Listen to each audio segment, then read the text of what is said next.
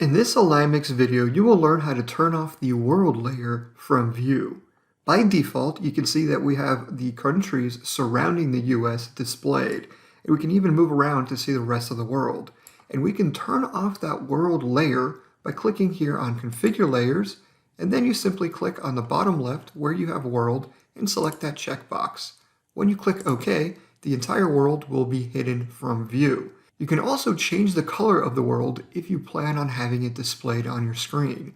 To do that, we go back to Configure Layers and we simply turn back on that world view by clicking that checkbox.